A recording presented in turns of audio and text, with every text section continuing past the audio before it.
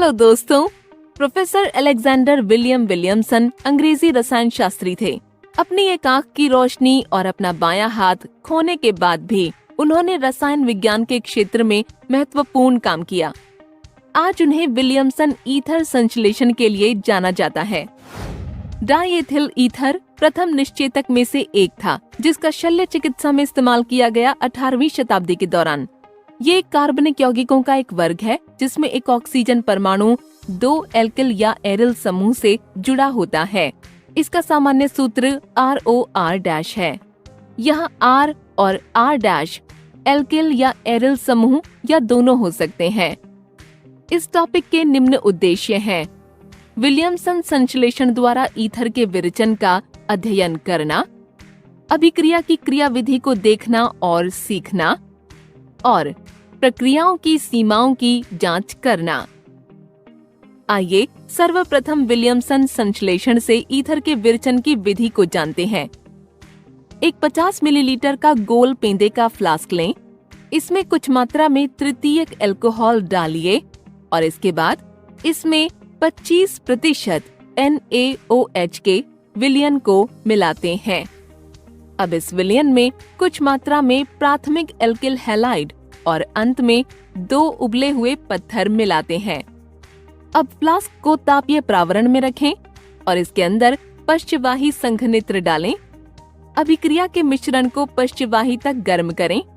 अभिक्रिया के दौरान तृतीयक अल्कोहल प्राथमिक एल्किल हैलाइड से अभिक्रिया करके ईथर बनाता है।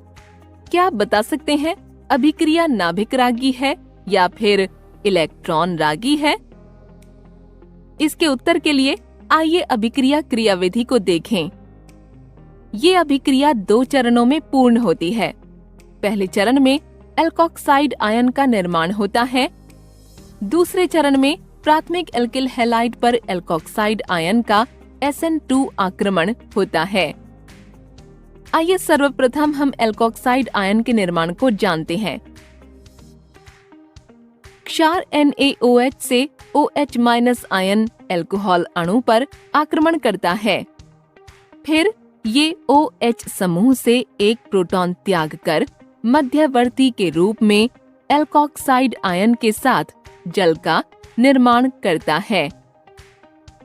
क्योंकि एल्कोक्साइड आयन इलेक्ट्रॉन समृद्ध होता है, इसलिए ये उत्तम नाभिक रागी के साथ साथ एक प्रबल क्षार भी है। दूसरे चरण में प्राथमिक एल्किल हैलाइड पर एल्कोक्साइड आयन का SN2 आक्रमण होता है। पूर्व चरण में निर्मित एल्कोक्साइड आयन इलेक्ट्रॉन समृद्ध होता है और इसलिए ये उत्तम नाभिक रागी होता है। ये एल्किल हैलाइड के इलेक्ट्रॉन रागी कार्बन पर हैलोजन परमाणु के विपरीत दिशा से आक्रमण करता है।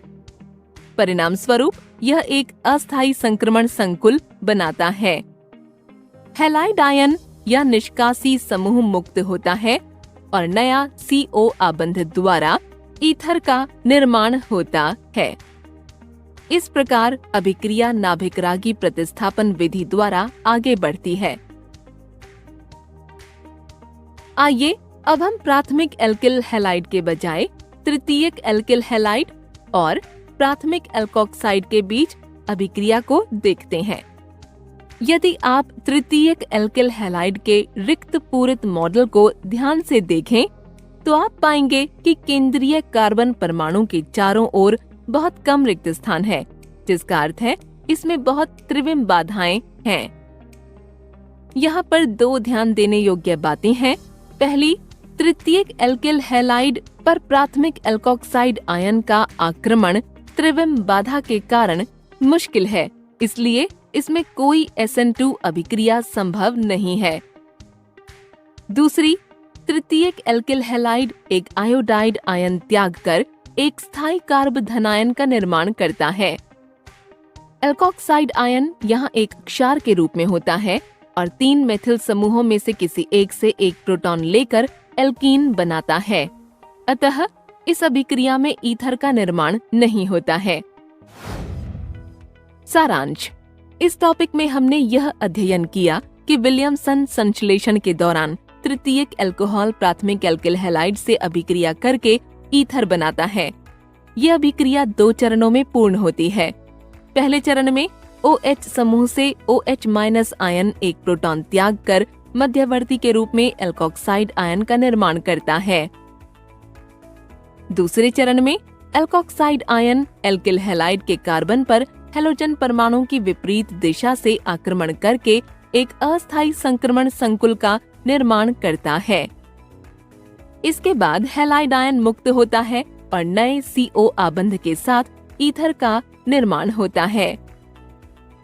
हालांकि जब प्राथमिक एल्किल हैलाइड के बजाय तृतीयक एल्किल हैलाइड को प्राथमिक एल्कोक्साइड के साथ उपचारित करते हैं, तो तृतीयक एल्किल हैलाइड आयोडाइड आयन त्याग कर एक स्थायी कार्ब धनायन बनाता है। एल्कोक्साइड आयन यहाँ एक क्षार के रूप में कार्य करता है और 3 मेथिल समूहों में से किसी एक से प्रोटॉन त्याग करके एल्कीन का निर्माण करता है। हमने ईथर के निर्माण की एक महत्वपूर्ण विधि पर चर्चा की है। क्या आप इसके बारे में और जानना चाहते हैं? अधिक जानने के लिए हमारे आने वाले वीडियोस को देखें।